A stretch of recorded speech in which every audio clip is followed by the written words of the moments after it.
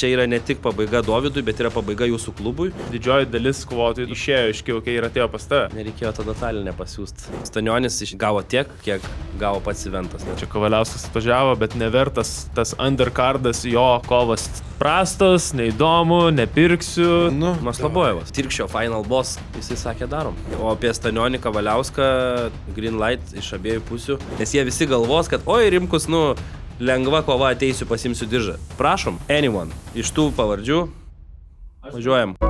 Tavo verslui reikia erdvės. Erdvės idėjoms ir kūrybiškumui. Tai erdvės pripildytos inovacijų ir pažangių sprendimų. Nordspace – išmaniai valdomi verslo boksai.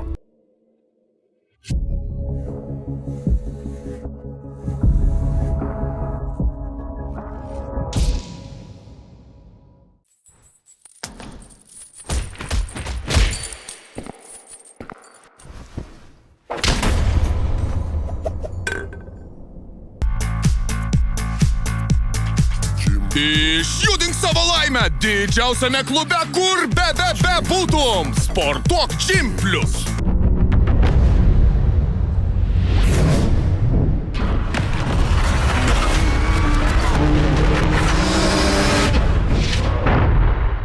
Top Sport Casino. Lažybos. Top Sport lažybos. Dalyvaudamas azartiniuose lošimuose gali prarasti ne tik pinigus.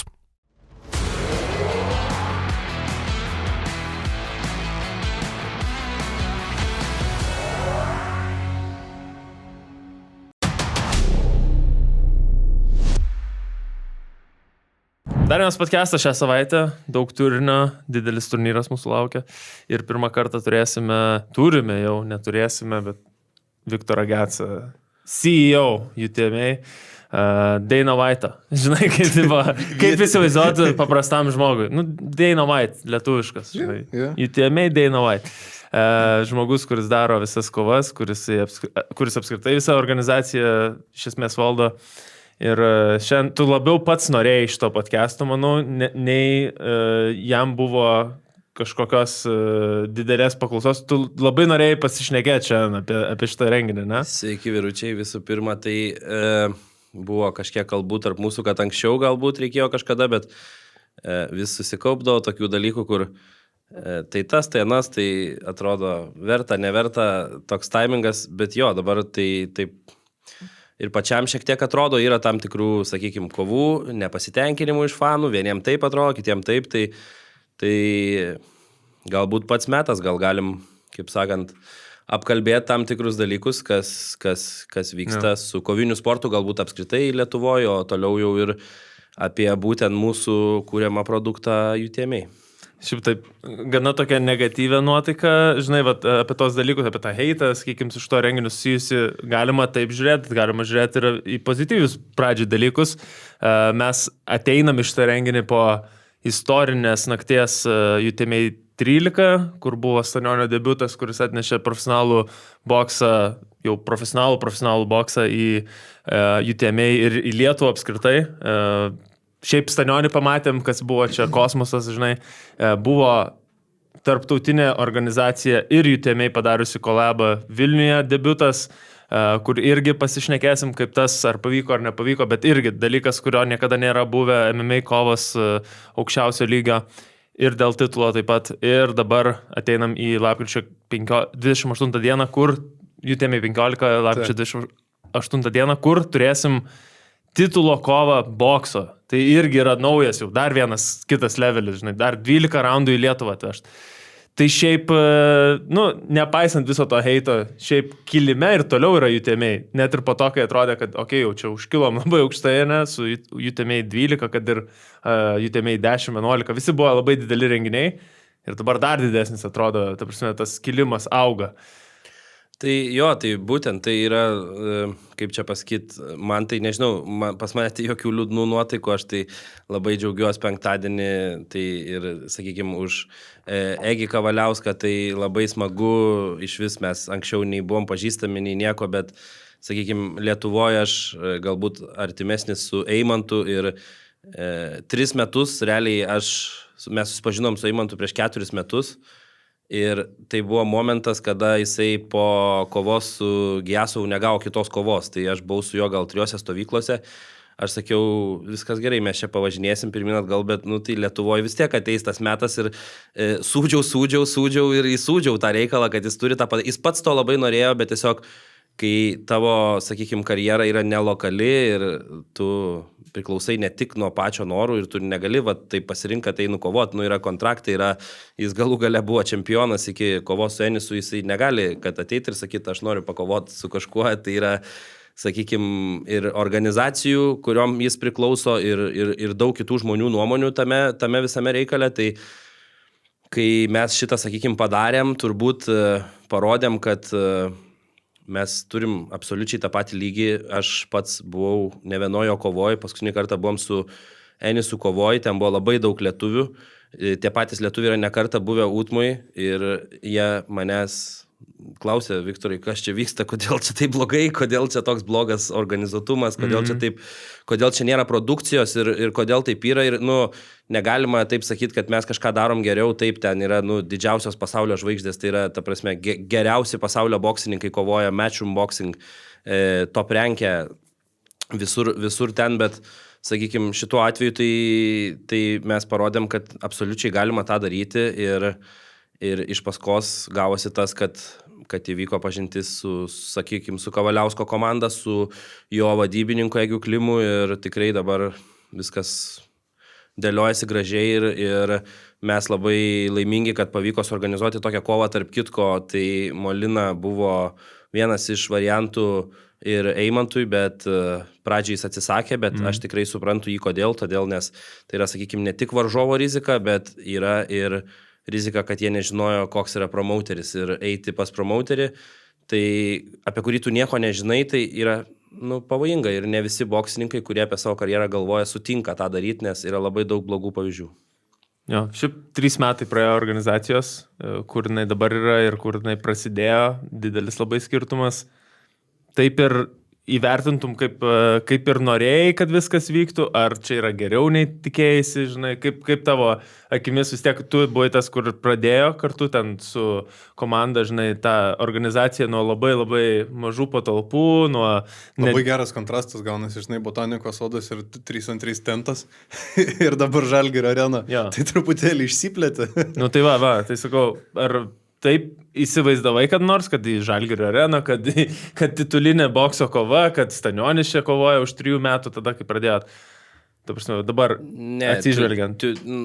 Taip, jeigu būčiau atviras, tai tuo metu tai iš vis mes, kai pradėjom šitą reikalą, tai šiaip daug žmonių pyksta, kai kažkas pasako, kad Dirkstys ir Imkenzo šitą reikalą pradėjo, tai čia truputį grįžtant į tą pradžią, tai taip ir yra. Jie pradėjo, jie, sakykime, patikėjo tuo šalia atėjo ir kitų kovotojų, kurie galbūt buvo pavargę nuo tam tikrų dalykų, kurie vyko iki šiol kovos menuose labai daug metų ir jie galbūt tikėjo kažkokiu naujoviškumu, tikėjo, kad galbūt kažkas gali gautis ir kai pats tikrai prisimenu, čia neslėpsim, kai darėm pirmą turnyrą, tai niekas, net aš neturėjau jokių minčių, kad čia galbūt bus antras ar kad galbūt tai gali būti kažkoks testinis, sakykime, prekinis ženklas. Aš atsimenu net po pirmo turnyro mes padarė šitą pavadinimą Utma, UTMA, visi mes norim, kad vadintų UTMA, bet patys sakom Utma.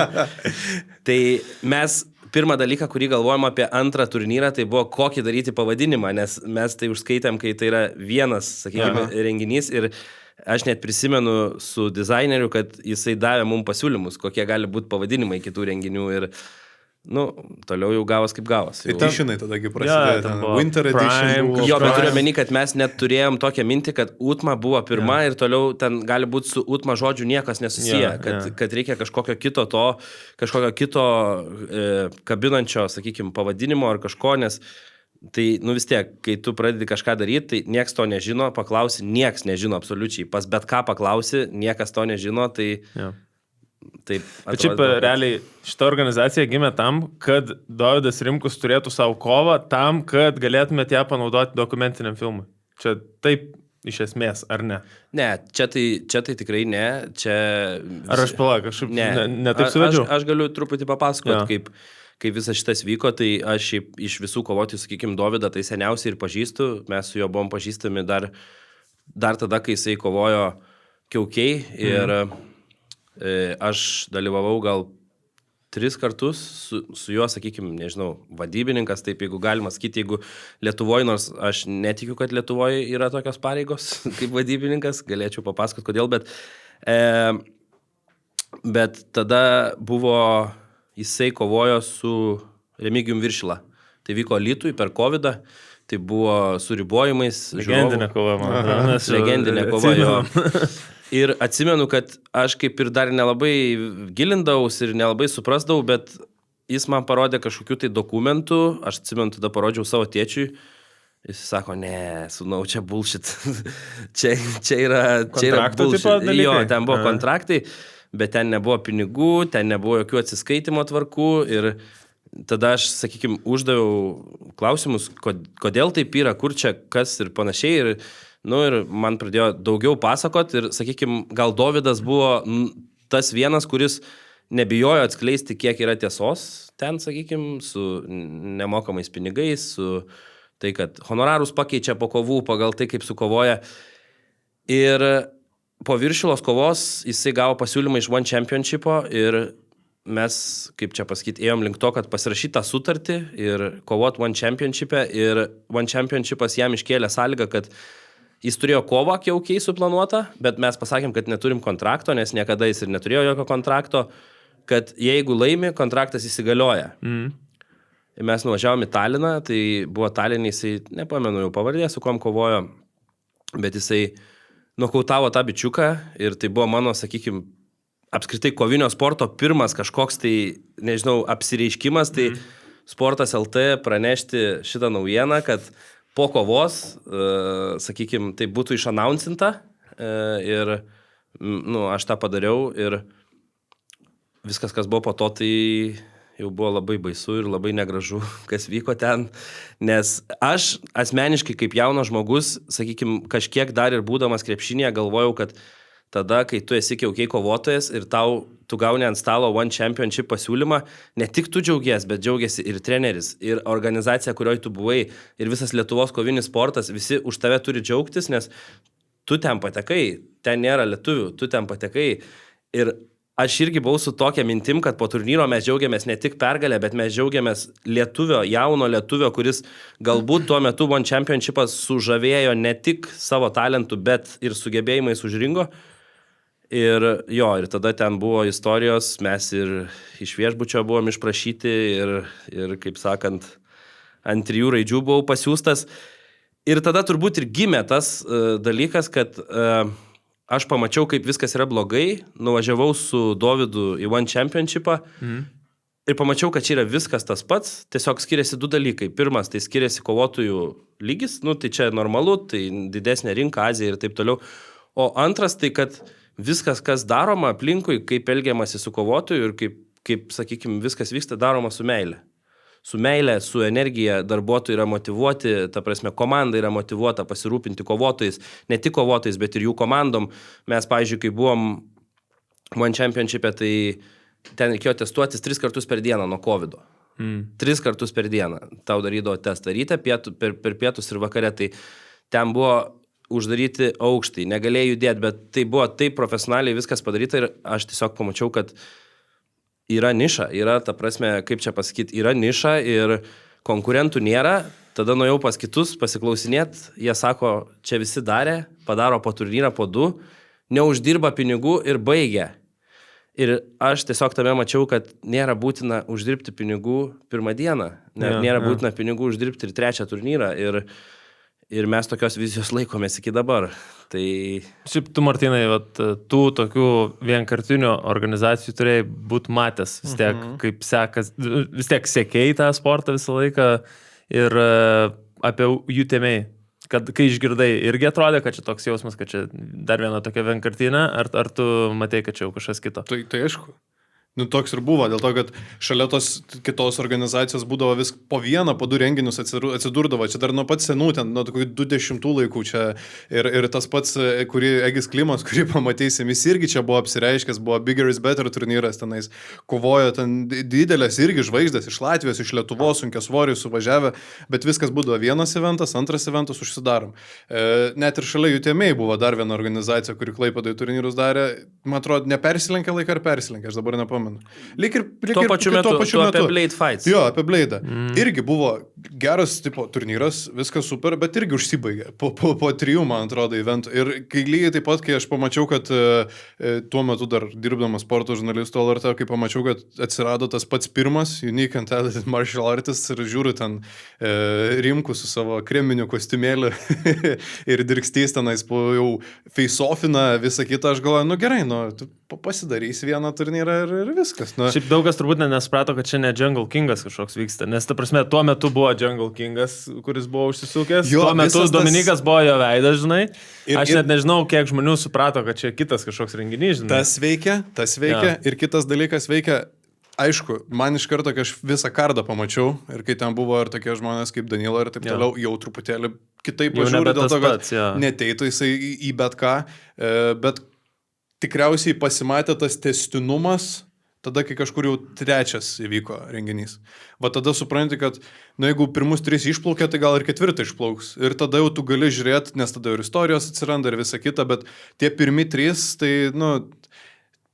gal po to prasukė. Tai, žinai, tai Viktoras net negalvojo, kad čia gal bus daugiau nei vienas. Aš taip supratau. Tai dėl to, kad labai sunku yra padaryti tęstinumą. Ja. Kur yra esmė. Tu gali tos porą renginių padaryti ir juos išdaužyti, ištaškyti, išpromautinti ir visą kitą.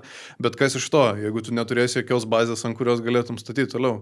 Čia yra esminis skirtumas. Danila, tarp kitko, buvo pirmas, sakykime, Danila ir Marius Misiūnas, kuris atsivedė Titaną. Tai buvo pirmi žmonės, kurie manim, sakykime, mumis patikėjo, tai Danila buvo ne tik pirmas pavyzdys, kur kaip kovotojas, kurį mes prisikvietėm, bet tuo pačiu ir buvo pirmas mano susidūrimas, ką reiškia arši konkurencija ir nelabai gražus veiksmai, tai jisai turėjo kovoti su tokiu tailandiečiu, kuris gyvena Helsinki, Suomijoje, Pok Bill, jisai yra buvęs Kiaukiai čempionas, tai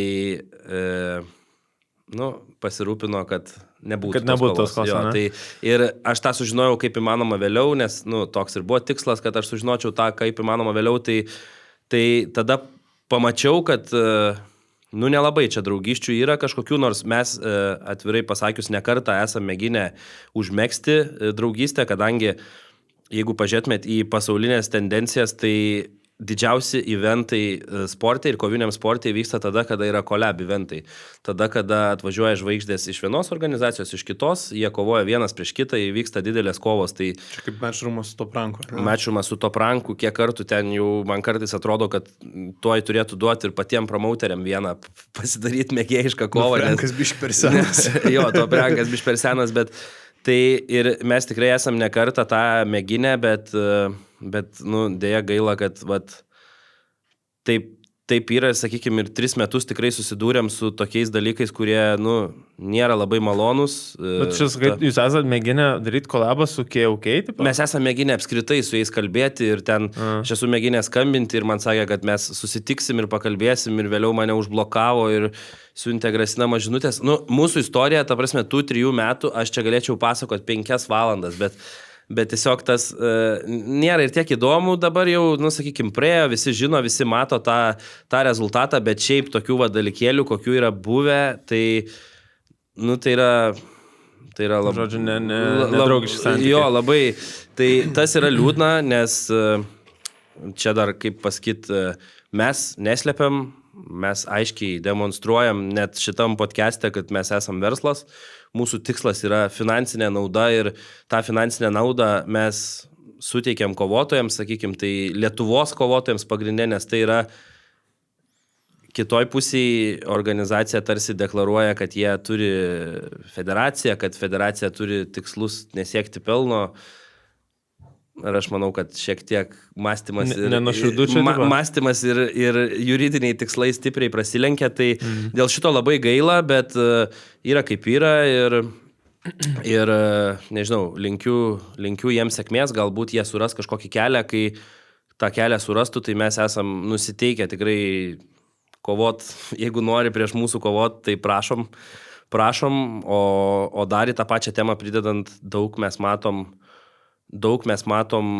komentarų, kad iš kur atėjo, tai mes tikrai žinom ir tikrai tą pripažįstam, kad daugelis jų atėjo iš Kiaukiai. Aš noriu sakyti, bet čia nesijaučia tau, kaip žinai, nėra, aš nežinau, kiek jūs konkuruojat, nekonkuruojat, bet esmė, kad tokia kaip didelė pergalė, kai tavo didžioji dalis kovotojų dabar yra tie, kurie išėjo iš Kiaukiai ir atėjo pas tave. Tai jaučiasi kaip moralinė tokia pergalė. Kai mane šito klausimo paklausė, tai aš atsakau, kad nereikėjo tada Taline pasiūsti. Aš nebūčiau, man nebūtų tiek įstrigęs visi dalykai, ta prasme. Išmetimas po to iš viešbučio, ta prasme, aš net čia tikrai no offense, bet mes buvom ten kartu, Rimkus dar tada sportavo pas Matufą, buvo ir Rūktveris Donatas ir aš mačiau, kas vyksta, mes buvom keturiese ir mes tą visą padarėm ir Dovis tuo labai džiaugiasi. Ir tada, kai vyko tas konfliktas, aš pamačiau, kad jis jau nebetiki manim, jis jau nebetiki One Championship'u, šalia sėdėjo treneriai, jie tai iš karto jau buvo visiškai persikreipę, nes jie iškart gavo įspėjimą, kad viskas, čia yra ne tik pabaiga Dovydui, bet yra pabaiga jūsų klubui, nes visada, tai čia kas be konų, čia labai svarbu, mes bet kokį kovotoją, kokį pasiemam, tai pirminis susidūrimas, kai tu turi su kažkuo dėrėtis, tai kad jo salė įspėja, kad jisai niekada nebedalyvaus ten. Tai čia jau toks tradicinis modelis šito viso, bet dabar jau liko, kad nebėra kam dalyvauti ten. Čia ta moralinė pergalė, tai aš nežinau, ar ją galima pavadinti mano pergalę, čia turbūt irgi dar labai svarbus dalykas, kad daug žmonių nesupranta ir dažnai rašo komentarus ten, Utma tiek čerdžina, Utma tiek, ten Utma ima tiek pinigų. Vienas labai paprastas dalykas, tai, ką sukūrė Jutėmiai, tai, ką sukūrė, sakykime, mano komanda, tebūnė aš, jeigu ten jau galima taip, bet aš visada sakau, kad mes esam komanda, mes turim daug žmonių, mes nesam joks investicinis projektas, mes esam iš žiūrovų pinigų besiverčianti organizacija ir taip, kaip žmonės žiūri kovinį sportą, taip, kaip jie perka pay-per-view, taip, kaip jie yra suinteresuoti žiūrėti įdomias, neįdomias kovas, taip gyvens Lietuvos kovotojai. Tai čia yra vienas turbūt svarbiausių viso šito reikalo, kur kartai žmonės galvoja, tai čia Utma davė pinigų arba Utma nedavė pinigų. Tai viskas faktas, kad mes priimam sprendimus, kur investuoti, kiek investuoti, kaip paskirstyti lėšas ir panašiai, bet esmė pati yra, tai yra Lietuvos kovinio sporto fanų organizacija, nes taip kaip jūs mus palaikot, taip mes susirandam rėmėjus, pagal tai kaip mes surenkam peržiūras, pagal tokius mes turim kontraktus ir pagal tai mes mokam kovotojam pinigus ir, sakykime, šiuo metu, dėl ko tikrai, nepasikuklinsiu šito pasakyti, ne vienas kovotojas jau tą patvirtino ir aš galiu tą pasakyti, mes mokam ko negeriausius honorarus Europoje. Kickboxer ir muay thai. Kiek mokat, aš galiu pasakyti šiek tiek, kad žiūrovas galėtų suprasti, aš noriu gerbti kovotojus ir reikia suprasti, kad kovotojai vis tiek yra lygių skirtumas, yra pardavimų skirtumas, mes tą visą matom ir tai yra normalu. Vieni uždirba daugiau, kiti uždirba mažiau, bet, sakykime, paimkim standartinį pavyzdį, kuris iki mūsų atsiradimo, tai jo diapazonas būdavo nuo 600 už kovą iki, jeigu ten labai didelis matchupas, 1800, jau jeigu labai gerai pavykdavo Donatą suviniot, kaip sakant, ant pinigų. Pas mus su kovotojais, kurie jau turi kažkokią reikšmę, tai be 5-6, tai jau nieks net nelabai man nenoriu pasakyti kas, bet skambino vieno kovotojo atstovas ir sakė, kad 5000 nedomina už kovą. Tai jo, suprantu, kad mes esam pakėlę tą kartelę, bet esmė, kad mes nebandom jos niekaip bandyti nuleisti, nes jeigu organizacijai sekasi, jeigu žiūrovams įdomu, jeigu jiem patinka, jeigu jie ateina į salę, perka bilietus, perka pay-per-view, mes norim grąžą atiduoti kovotojams ir šitas momentas turbūt, kai tu kalbėjai apie tą moralinę pergalę, kad pergalė tai kaip pergalė, žinai, viskas, kaip ir sakiau, paremta ne tik ant mano faktas, kad aš pridėjau savo rankos ir panašiai, bet čia yra visų nuopelnas, tuo labiau žmonių, tai čia gal turbūt labiau moralinė pergalė, kad mes ir aš asmeniškai galiu kurti tai, kas matau, kad keičia kai kurių gyvenimus ir realiai, ta prasme, vėl čia nenoriu nei pavardėm, nei kažkaip plėstis, bet pradedant nuo visokių įsiskolinimų, skolų ir baigiant problemomis finansinėmis, esam tiek prasprendę reikalų ir niekas nežino ir mes tiesiog nesireklamuojam, nes aš nematau pointo tame. Viktorai, įdomu man tavęs kaip verslininko paklausti, ar verslo boksus naudoja Nordspace'o?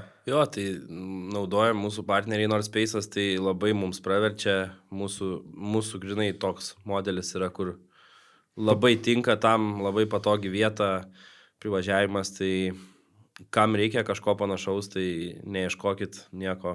Tai yra geriausias sprendimo būdas, nes tai tikrai labai patogu, labai, kaip čia pasakyti, ekonomiška, optimalu ir viskas valdoma telefonu, tai fantastika. Mums tai yra, čia yra Utmos, sakykime, pagrindinis sandėliavimo, ne? Utmos pirmasis ofisas, nes Utma niekada ofiso neturėjo, pas mus viskas vyksta nuotoliu, tai kai jau labai reikia, tai ten sėdam, kaip sakant, ant prekių ir tariamės. Jo, Nordspace'as siūlo erdves verslo nuo 40 kvadratinių metrų. Juos galite rasti, tas erdves galite rasti Vilniuje, Kaune, Klaipėdoje. Didžiausias projektas yra Kaune, Chemijos gatvėje, tenai ypatingos kainos šiuo metu. Viskas yra nordspace.lt, kaip sakė Viktoras, viskas valdoma telefonu, signalizaciją įsijungti, kurjerį įleisti, įjungti, išjungti šviesas ir panašiai, viskas modernu, viską pasižiūrėkite nordspace.lt. Aš tai ką matau dar ir visi skatinimai, kad tu užsidirbt gali ne tik dėl to, kad gerai sukovosi, bet kaip tu parduosi renginį. Ir čia tai atsiliepia tiesiogiai į jų pajamas kovotojų, kurie gerai reklamuoja tą renginį ir parduoda bilietus per savo kodukus ir panašiai. Nes tada jie daugiau uždirba, nes daugiau organizacija uždirba ir tada gaunasi visiems gerai. Tai aš matau, ką organizacija daro, tie patys visi bonusai ir jaunimui, kur atsimenu Rising'e tenai išdalinti buvo ir visi ten super patenkinti, negali patikėti, žinai, tokiais dalykais, kad čia pakovojo, kur Open Ringas, žinai, ir gavo iš to dar pinigų. Tai šitą labai matau ir aš manau, kovotojai nebūtų atėję, žinai, jeigu tai nebūtų finansiškai jiem apsimokėję, nebūtų beveik visi Lietuvos klubai atėję į tėmiai, nes realiai taip ir įvyko. Bet žiūrėk, viskas šiaip yra paprasta. Lietuvoje su sporto rėmimu šiaip yra problemos. Ir nėra ką čia labai slėpti. Rasti rėmėjus ne grandams, tai yra ne patiems didžiausiams žaidėjams sporte Lietuvoje yra sudėtingas reikalas. Reiškia, tu turi aiškiai supras, kad didelės rėmimo sumas neišlaikys organizacijos. Ilgalaikiai perspektyvoje jos padės išlaikyti tam tikrą lygį, bet viskas, kas tau kurs realų pelną, tai yra žiūrovai. Ir tai yra biletai, ir tai yra pay-per-view. Ir tu čia žaidi visą laiką tokį ping-pongą. Žinai, mes jums duodam šitą, jums prašau susimokėkit, nes tada jeigu susimokėsit, tai mes duosim šitą. O jeigu už tą susimokėsit, ir bouncini pirmin atgal, žinai, tą kamuoliuką. Tai toks labai ir sudėtingoje situacijoje tada atsiduria organizacija, bet kartu ir labai tamprioji, nes kai tu esi tiek tampriai susietas su fanais, tu visą laiką su jais žaidi.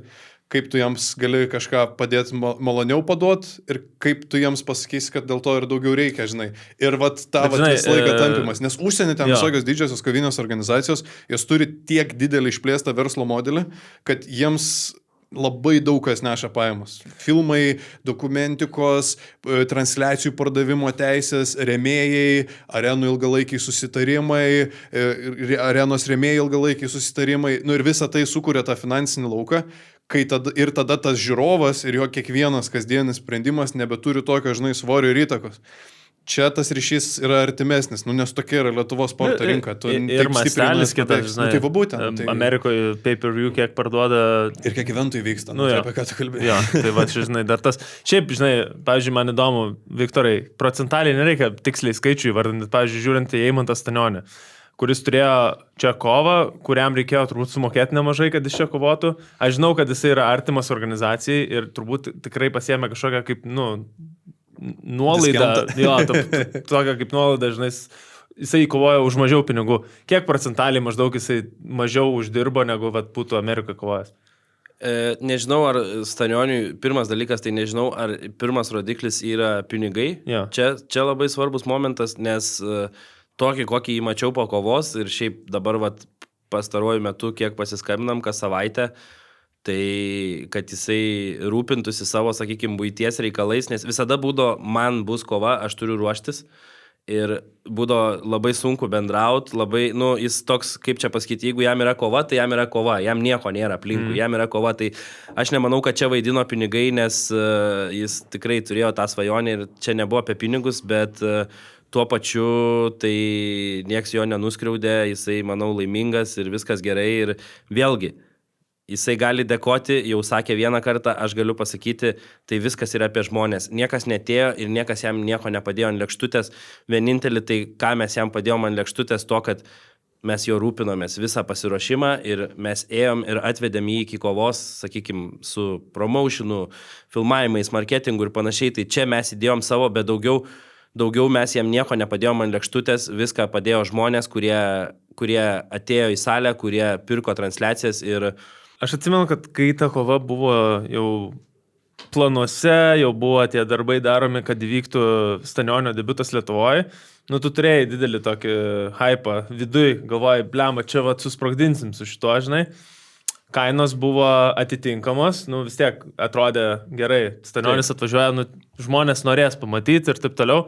Kai viskas jau praėjo, žinai, žiūrint į kiek išparduota buvo bilietų, kaip pagal tas kainas pirko viską, ar pasiteisino viskas kaip norėjai, ar biški buvo mažiau neįtikėjęs, pavyzdžiui, pardavimų ir panašiai. Mūsų šiaip mes niekada nededam jokių lūkesčių, nes tai yra, kaip ir sakau, kovos, dabar sėdim čia šnekam, bet mes turim gal 4 vėluojančius atvyk kovotojus, nes Vilniaus oro uostas, kaip sakant, Vilniui ten ir Kiaukiai, ir oro uostas, visi Vilniui tai stringa šiuo metu, tai mes sprendžiam tokius klausimus, tai kaip čia pasakyti, susideda labai daug sudedamųjų dalių ir mano main golas tai yra tai, ką mes susiplanuojam, tai kad jie visi atvyktų tą dieną, kai yra jau jiem patikra, kad jie visi būtų vietoj, nes reiškia, kad jie visi jau bus padarę svorį ir gali kovoti, nes tada žinau, kad nesusilauksi čia turbūt galim grįžti tą tavo temą, kad mes labai dažnai liekam kalti už gautas traumas, kovotų ir pasitraukimus iš kovų. Tai čia šitas yra labai skaudus dalykas, nes kartais atrodo, blemba, ar tie, kurie rašo komentarus ir tie, kurie duoda tą heitą, ar jie įsivaizduoja, pavyzdžiui, kaip jaučiasi kovotojas, kuris ruošiasi 2 mėnesius kovai. Jam kažkas prieš kelias dienas atsitiko ir kaip jaučiamės mes, kurie mes įdėjom darbą ir norėjom tą kovą parodyti ir dar tada turim sudylinti su kita pusė, nes kad suprasti, anksčiau tokie dalykai tai buvo primami, nėra kovos, eini toliau dirbti salę.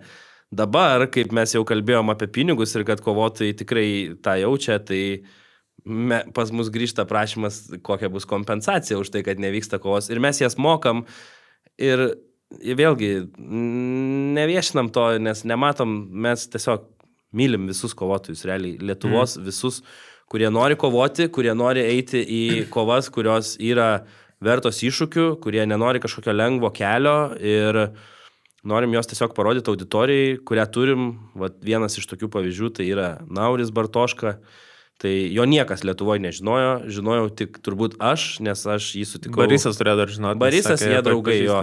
Aš jį žinojau, aš jį sutikau visai kitoj šalyje, Azijoje ir mačiau tikras kovotojas, ta prasme. Ir mano tikslas buvo jį čia kažkada, kad pamatytų, tiesiog žmonės pamatytų, koks tai yra geras suvalkiečio ir airio miksas ir kaip jisai gali stumti, sakykime, ir konferencijos ir visur. Ir smagu, kad dabar, aišku, jo laukia labai didelis iššūkis, tas labai stiprus jo varžovas, bet smagu su tokiais žmonėm dirbti, kur jie neklausia kur kaip kas, jie klausia when and how much. Tikrai, žiūrėk, Stanionio eventą, kaip ir apsikalbėjom. Dar vienas, kuris buvo toks irgi visiškai naujas žingsnis, tai yra Brave atvažiavimas į Lietuvą ir visą tą bendradarbiavimo nauja jau prizmė, kai reikėjo kartu su kita organizacija, kur yra tarptautinė, kur yra globali, kuri atvažiuoja čia su savo produktu ir bando jį derinti su vietinė produkcija.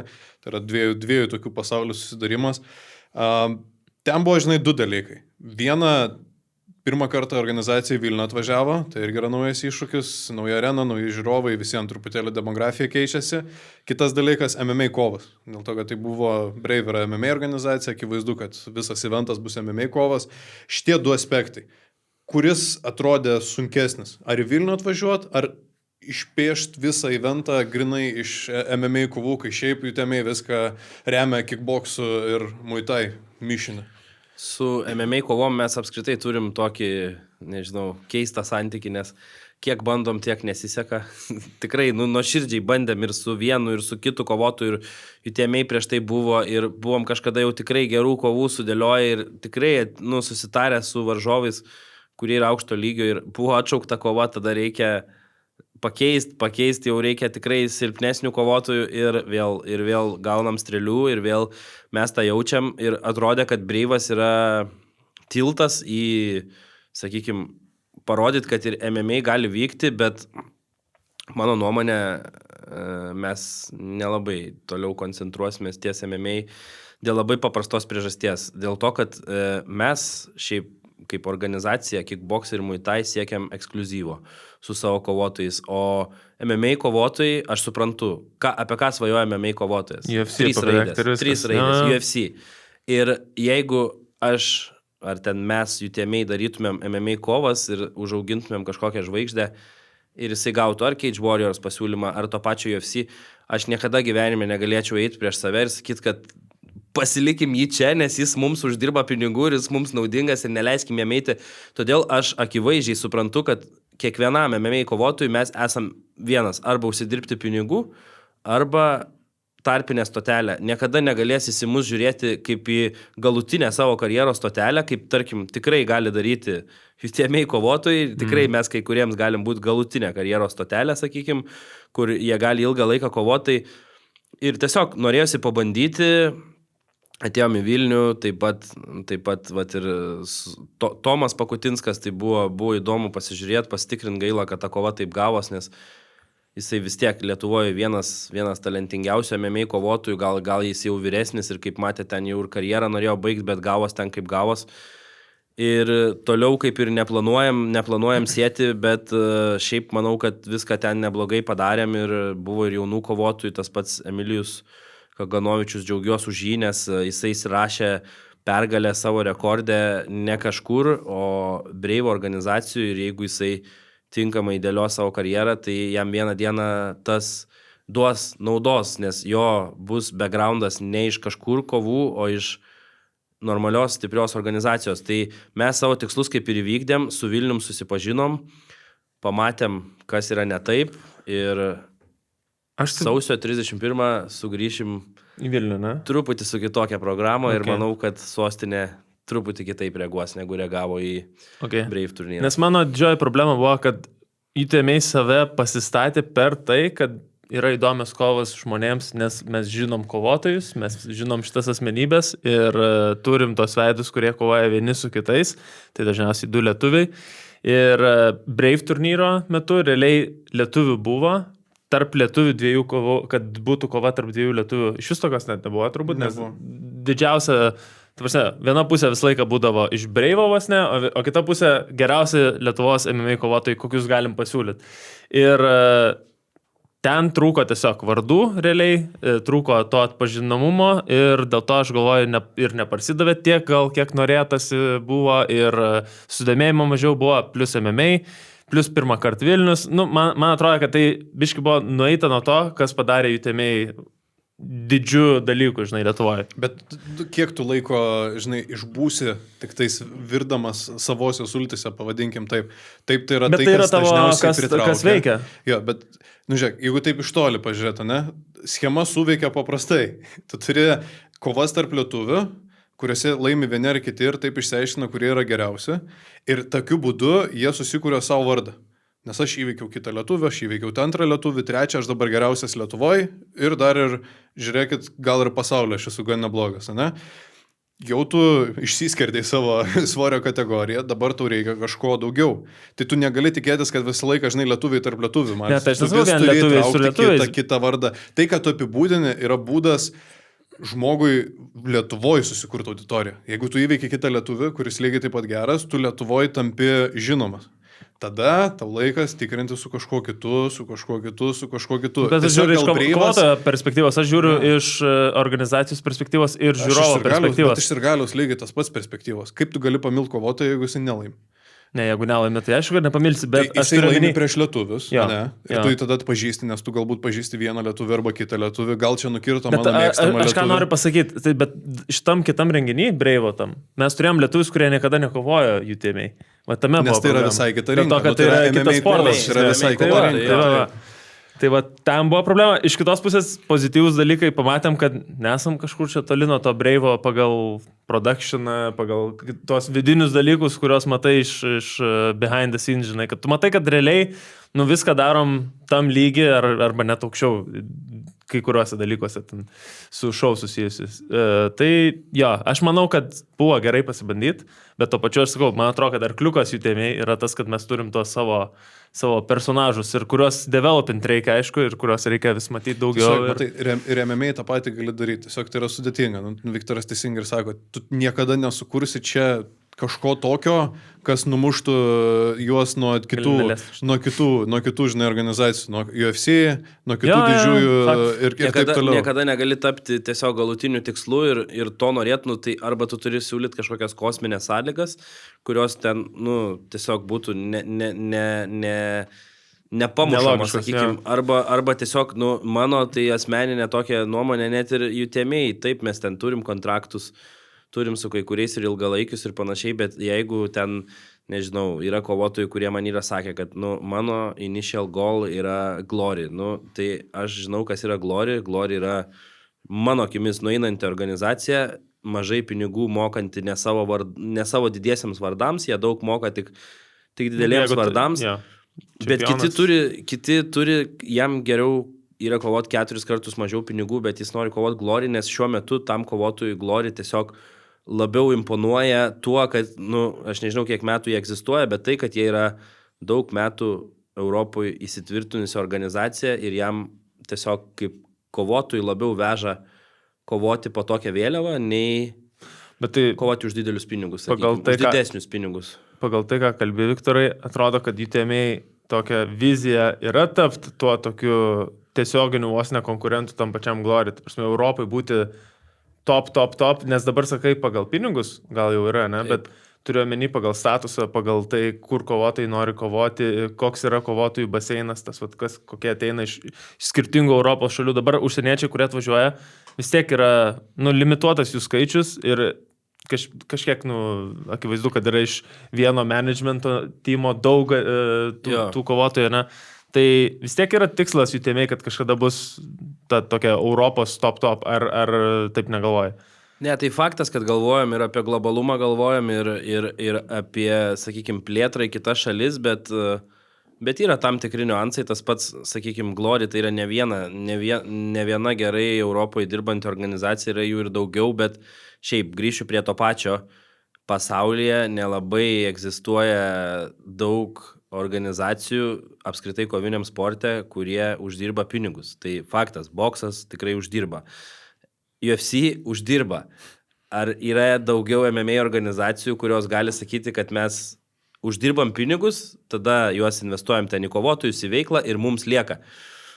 Galėčiau eiti labai didelį ginčą. Glory, mano žiniom, lygiai taip pat, jie yra fundinami pinigais iš šono, tai yra, ta prasme, kitoks verslo modelis, kai jie gauna pinigus, nežinau, kas tai bebūtų, investicijos ar kažkokios kitos dotacijos, bet tikrai žinau, kad jie ir patiria didžiulius ten minusus ir taip toliau.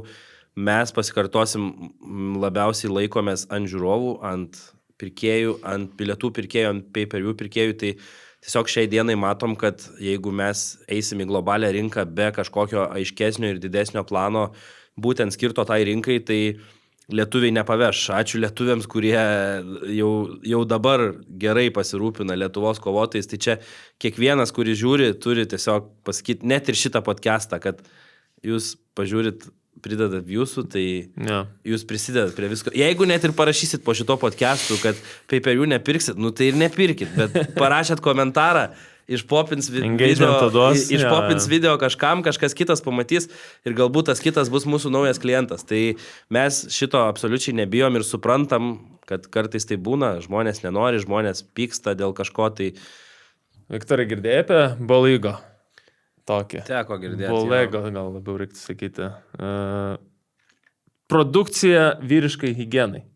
Tai yra dušo želė, yra įvairūs purkštukai, pasipurškimai įvairioms vietoms, netgi ten, kur dažniausiai mes nieko nepurškiam. Ne tik pažastis, bet ir apatinė kūno dalis. Apatinės pažastis, jo, tarp kirkšnų kažkur tenai. Realiai apatinės pažastis, gerai čia sugalvoji. Jo, tai turim visokių produktų čia iš Bolego. Ir pėdas pasipurkšti, kad nesmirdėtų, neprakaituotų labai. Taip pat yra losionai, kur pasitepi, jeigu trina tarp kojų, kai bėgioji, pavyzdžiui, daug. Kas nutinka ir viskas labai skaniai kvepia, dar prie viso to dezodorantas, aišku, tepamas ir taip toliau. Visą jų produkciją galite rasti bolego.com ir dar, jeigu įvesit savo elektroninio pašto adresą, gausite 10% nuolaidą. Tai pirmam savo apsipirkimui, tai pasižiūrėkite viską bolego.com ir įsigykite šias prekes, kurios privers jūs kvepėti skaniai. Dabar galim ir pereiti apie pagrindinę vakaro temą, pagrindinę podcast'o temą. Tai UTMA 15 turnyras ir didžiausios kalbos eina apie tai, kad čia Kavaliauskas atvažiavo, bet nevertas tas undercardas jo kovos, ta prasme, kovos prastos, neįdomu, nepirksiu, ir panašiai, žinai. Tau neatrodo, aš nežinau, ar čia geras tas išsireiškimas, bet kaip išlepia visi yra fanai, nes mes atrodo, UTMA davė tokius gerus renginius, pavyzdžiui, paskutinis UTMA 13, kur jau tik UTMA, ten kosmosas buvo iš kovų, jeigu pasižiūri, visos kovos kosmosas, visos įdomios, žinai, dar Stanionis gale, crazy. Gavom Dirkstį prieš Kanišauską, kur irgi tipo, visi laukia, kol Dirkstys sukovos su kažko, žinai. Ir dabar atrodo, truputį nėra kelių kovotojų. Ta prasme, šiaip galim pakalbėti, ko trūksta, žinai, kur tie kovotojai, kurių visi čia laukia? Mačiau labai gerą komentarą, Martynai, gal turi kur nors į ten tokį ilgą ir vardinantį, tai galim... Ten realiai surašyta... Aš net mačiau, kad jį, man atrodo, copy-pastina mums visur tą komentarą, kažkoks heiteriukas, bet galim panalizuoti. Aš ten skaičiau ir tiesiog galvojau, blembo, o jeigu tu žinotum realiai, kaip yra, ta prasme, ar tu taip rašytum, ar... Ten, man atrodo, buvo apie Rimkų ir apie žmonės, kurie už Rimkų stipresnį, ne? Mes dar šnekėjom tarpusavį. Jo, tai jau, bet kokį atveju tenais apie tuos S listo ir B listo kovotojus, tai gerai, galim tiesiog pasivardinti ir iš dabartinių čempionų tiesiog prasieiti ir taip surasti. Pound for pound, jo. Gerai, kur yra Narauskas? Narauskas yra traumuotas ir jisai neseniai kovojo Estijoje. Su juo kalbėjau, mes labai norėjom, kad jis būtų Kaune, bet jis sako, aš noriu apšilt. UTMA yra aukščiausia lyga, kokia įmanoma, aš neisiu su koja, jisai turėjo labai rimtą operaciją ir keista atrodo, kad žmonės klausia, kur yra Narauskas, lyg mes nežinotumėm, kad Narauskas yra Kaune, Titanas, kur su mumis pradėjo viską nuo pradžių, juk jeigu jisai būtų available, jisai kovotų UTMA, tai čia net nėra kalbų. Gerai, toliau, dabar kur kalbėjo apie Dominiko kovą. Isa arba Hamdi? Hamdi šitam yra Vako, mačiau. Hamdi yra Vako, čia vienas. Isa 22 tapo Turkijai ten kickbokso čempionų, nežinau ar pasaulio, bet to pasaulio tai gal nereikėtų vartoti žodžio ties kickboksų, nes sunkiau įsivardina pasaulio čempionas kickbokso, tai sakykime, tapo Turkijos organizacijos čempionų, mačiau labai gražiai laimėjo kovą ir mes su juo, jisai kovojo su Palangiškiu Jemelianovu rugsėjį ir su Isa mes apskritai už kaip čia pasakyti, baigiam užsidaryti ilgalaikį kontraktą ir jis pas mus tikrai bus nuo kitų metų. Okay. Tai čia jisai žinojo, jis buvo tą iš anksto susiderinęs ir mes neprieštaravom, jis ten pas juos Turkijoje sakė su to kovotojų kažkokie tai vadinami tie bifai ir jis labai to norėjo sukovoti. Tai gerai, tada visa Sparta iš esmės yra Vako čempionate, ne? Taip, jeigu taip žiūrint, tai ir Vitas Karosas, ir Raimondas Avasevičius, ir Martynas Danius irgi skaitosi Sparta, ar ne? O jis tenai yra? Martynas Danius tai ne, jis ne Vako, jis atsisakė su Kaiseriu kovoti, nežinau, minėjo traumą, bet... Jo, va čia šiaip šitą kovą turėjo kaip įvykti. Jo, jie turėjo įvykti ir mūsų teiginys tai yra, kad atsisakė dėl asmeninių priežasčių, nes kitų priežasčių mes kol kas nematėm iš jo, jis mums jų nepateikė, tai galbūt pateiks ir tada pakeisime savo poziciją, bet nežinau, kodėl atsisakė, galbūt jam atrodė, kad neapsimoka ir labai gaila, todėl nes mane prieš tai jau buvo Kaiseris informavęs, kad nuo gruodžio 1 jisai turi susiplanavę savo asmeninių, profesinių dalykų ir iki Liepos jis nekovos aktyviai ir grįž tik tai, sakykime, 2 metų pusėje, tai labai gaila, kad nuplaukė tokią kovą, nes Tai realiai šitą kovą ir nebeįvyks iki... Jinai gali įvykti tik tai rudenį. Jinai gali įvykti tik tai rudenį, taip, nes Hayatas bus available, sakykime, tik... Bet Hayatas buvo available šitam renginiui, ne? Jo, ir Danius atsisakė. O Danius kovoja prieš tai, toks, kur irgi tada nekovok, žinai. Aš nežinau, priežasčių. Danius paprašė mūsų, kad būtų aktyvus, gautų kovą, mes padarėm tą dėl jo. Ir labai keista man, kad toliau ir ne... Tai čia gal jis pats gali paaiškinti, kaip sakant. Ja. Tai gerai, Cvetkovič yra... Vako irgi. Kaip tik laimėjo pirmą kovą, mačiau. Ja. Tada Lukošiūnas. Lukošiūnas turi traumą, jisai juk pasitraukė tada iš kovos, jisai tikrai dar nepasiruošęs. Tarp kitko, kaip sakant, nespaudai, bet kad jau čia sėdim, tai Cvetkovičius vasario 21 gins Tiržą prieš Lukošiūną Kaune.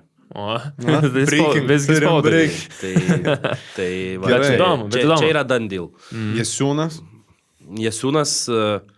Jasiūnas pas mus kovojo ir dabar matau, kad jis labiau pasišventęs į jaunimą. Jie labai, jų komanda, jo tėtis yra labai vieninga mokykla, Muay Thai mokykla ir kuo man labai patinka, kad ne tik yra kovos menai jiems kėpimi, bet ir elgesys, mandagumas ir, sakykime, tie kovotojai, niekada neturim jokių problemų, visada viskas padaryta, aš kaip sakau, kovos menų mokykla, kurioje moko ir dalykų, kuriuos moko mokyklai, tai čia Laurai Žydrūnui Jasiūnui, jis yra puikus žmogus ir daug padaręs dėl Lietuvos, ypač Muay Thai, tai nežinau, kodėl Martynas pasirinkęs tokį kelią, galbūt jiems labiau rūpi, sakykime, jaunimo ugdymas nes tikrai jie turi labai gerų talentų, vienas iš jų Augustas Bagdonas, kuris pas mus dalyvavęs, tai tiesiog nesulaukiu, kada jis truputį jau bus amžių ir dabar dar taip atrodo kartais net kovojo, bet gaila, net dar toks blemba, reikia jam dar sustiprėti, atrodo ir taip, bet labai patinka, žiūriu jo TikTokus ir matau, kad jisai, kad net paima jau ir kitos auditorijos, tai žiauriai geras bičas, tai jam linkėjimai, kad nesustotų dirbti, o Jasiūnas, tai jeigu jo, sakykime, pasikeistų vizija ir jisai grįžtų į sportą, tai mes laukiam išskėstom rankom visom taisyklėm ir... O Didika dabar laimėjęs šitą WBC? Didika jo, dabar kovojo Muay Thai, jisai laimėjo Diržą, šaunuolis irgi, tai tiesiog prasilenkė datos, jisai turėjo ten turnyrą, mes jam negalėjom prieš tai pasiūlyti, nes dar buvom nesuplanavę, tai šaunuolis tikrai kovojo prieš Henry Rochtlą, tai jis ne vienam lietuviui yra išrašęs pralaimėjimų tas varžovas. Didika įrodė savo, jo turbūt viena įsimintiniausių kovų yra Haliai su Karosu, tai kai išmaudė ringą krauje, kai buvo kraujo vone, taip sakykime, tai įspūdinga kova buvo tada, tai... Gerai, dar prašukuojam pro porą. Matas Stebuliauskas. Stebuliauskas, tai jie turėjo jau kovoti su Nauriu tuo pačiu, jau čia seniau, jis nuo tos kovos nusiėmė. O kur dabar Stebuliauskas, tai nežinau, verslininkas, promouteris, kaip sakant, mūsų duris atviros, visada mes jam iššūkių turim, bet nežinau, ar jis... Ta prasme, nebuvo atėjęs. Aš manau, kad šiuo metu jisai po Vikšraičio kovų supranta, kad galbūt nelabai galėtų būti vien tik laimintis kovotojas, o su jo veiklom ir taip, kaip jisai daro ir tą, ką jisai turi, tai jam tiesiog reikėtų to seno Lietuvoje kovos menų, kaip čia pasakyti, backgroundo, kur varai ir pralaimėti šansų mažai, tai pas mus taip dėja nėra. Ir jeigu vieną kartą taip pakrito kažkam kortą, tai mes antrą kartą jau duosim taip, kad neįmanoma būtų, kad pakris kortą, nes tiesiog mums tas skauda ir mes matom, kad žiūrovai tą supranta ir mato, sakykim, kad ten gauna prastesnį oponentą ir ten lengvai jį įveikia ir tada, oi, čia jisai kovojo prieš lengvą, tai taip matėm, taip sukrito aplinkybės, tas turnyras buvo traumuoti kovotojai ir tai mes visada pasistengiam, kad kitą kartą iššūkis būtų jau kur kas didesnis. Gerai, dar kas ten liko, šviežiai iškeptas Levickis, tai tikriausiai dar... Ar yra su kuo klausimas? Levickiui mes, tarp kitko, mes norėjom, kad jisai kovotų su Bartoška, bet Levickis suprantu ir jį mes vedam tai, kad Muay-Thai turi būti su MMA pirštinėm. Sakykime, čia gal kažkiek naudojam modelį Azijoje iš One Championship. Taip. Tai suprantu jį, jis nori kovoti kickboksu, taip pat pasiten su kirkšnim problemos, tai jis paprašė kažkokios truputį pertraukos, bet tiek jisai, tiek Gedminas sugrįž po naujų, abu iš Šiaulių, ten, kaip sakau, dar geras žodis į Šiaulius keliauja, ten Hebrytė puikiai tvarkosi savo rajone, turi labai fainą ir gerą džimą, kuris turi didelį community ir jie buvo Šiauliuose apskritai labai žinomi žmonės, ten Gedminas iš viso mums ten rašo, sako, aš galiu Utmai reklamą suderinti Šiauliuose nemokamai, ten pažįstu savivaldybei žmonių ir tai šaunus bičiai, šaunuoliai, tegu dirba ir jie tikrai po naujų pas mus pasirodys abu ir Levickiui tai tiesiog reikės ginti savo titulą. Gerai, šokam tada prie titulinės kovos. Jo, dviejų, ne? Taip ir pradedam nuo... Ar Kavaliauskas pradžiai? Tai Kavaliauskas, kaip ir apkalbėta, dabar Dirkstys. Okay. Jo, va čia irgi. Kodėl Ozols... Daugiausiai komentarų. Kodėl Ozols kovoja dėl diržo po vienos pergalės Brave turnyrą? Čia aš labai paprastai paaiškinsiu. Dirkstys atidavė šitai organizacijai labai daug. Labai, ta prasme. Jisai ėjo realiai į viską, ką mes siūlėm, nebuvo jokių nei atsikalbinėjimų, nei nieko ir jau ta kova dėl diržo būtų ir turėjo vykti su Nagliu, bet tiesiog ten buvo nemažos dėrybos, ten buvo ir Stanionio faktorius, kadangi jisai kovoja, tai yra, didelis kardas, didelės išlaidos ir panašiai. Ir tiesiog ant galo pritrūko laiko, kad užsidarytų tas, mes norėjom tos kovos ir mes norėjom ją greičiau uždaryti ir nedėjom iki to, kad tai būtų 5 raundai dėl diržo, jis būtų kovojęs ir dabar būtų tapę čempionu. Ir iš esmės ten galbūt net ne iš Dominiko pusės buvo, ten ir organizacijos dalykai buvo. Ir tiesiog tuo momentu paliko toks blemba, jisai tikrai įrodė ir man kas keiščiausia šitoje vietoje, kad dabar jam, kai sako apie Ozols, tai jam sako, kad tu niekada prieš nieką gerą nekovojęs, nes kiekvienas jo nugalėtas jau yra nurašomas kaip į tą, o Naglis, jis yra Naglis šiai favoritų buvo matomas. Žiauriai geras kovotojas, žmonių. Ir taip atsitiko ir čia jis negali taip, tas pats su Nagliu, kur Naglis? Naglis norėjo kovoti, bet jis turi su Cage Warriors ir kontraktą ir taip gavos, kad lapkritys nesusiderino, jis būtų buvęs mūsų turnyre, nes mes tikrai jautėm pareigą ir norėjom, kad jisai atsigautų, gautų vieną kovą, kur galėtų pajaus save kaip kovotojas, kad, blemba, visko būna, išėjai atsitiko taip, kaip atsitiko ten greitai, net nieks nesuprato, kas buvo, ta prasme, per tokį greitą laiką, tai tikrai jo nepadaro kažkokių beverčių kovotojų prieš Dominiką ir šitoj vietoj tiesiog jisai, Dominikas yra, aš žinau, kad vėl žmonėm labai tas nepatiks ir taip toliau, bet turit suprast, kai mes padarom Dominiko didelę kovą, eina 13 kovų po apačią, aš neskau, kad jie turi jam dėkoti ar ten sakyti Dominikai, bet at least nevadint jo ten kokiu nors ten, žinai, pasilaikyti savo nuomonę, jeigu ir nemėgsti, tai tebūnie nemėgsti, nes didžiąją dalim dažnai būna taip, kai jisai turėjo su Šalkovskiu kovą.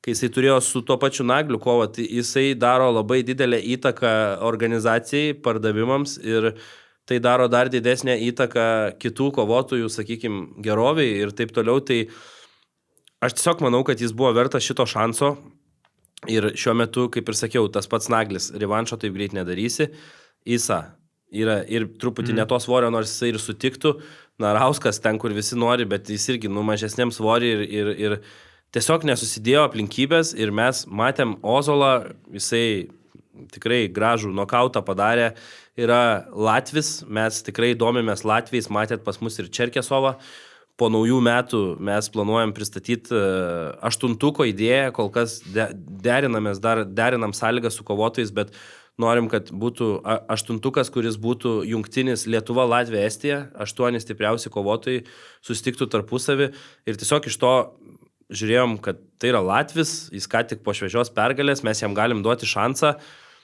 Ir Lucky Punch.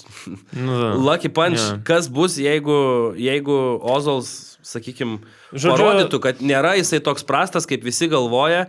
Ir šitoj vietoj, aš manau, tai ne kiekvieną kartą turi būti taip. Aš suprantu, ko nori žmonės, kad kai yra kova dėl titulo, tai visada tai būna, kad jinai labai užhypinta, kad abu jau ten ilgai nepralaimėjo, bet reikia suprasti ir tokį dalyką, kad ne viską įmanoma padaryti mūsų kieme, kadangi yra labai labai mažas marketas ir tai, kad sudominti, yra be galo sunku. Ir kitas dalykas, apie kurį pasikartosiu, tai yra tas, kad negalima taip nurašyti, kad, pavyzdžiui, šiandien, kai jisai susirinko tas pergalės, kad jau dabar jau jis prieš nieką nekovojęs. Šalkovskį. Ne, tai jis viską įrodė, paskutinį kovoją. Aš, pavyzdžiui, gerbiu kaip kovotoją ir jis prieš jį laimėjo.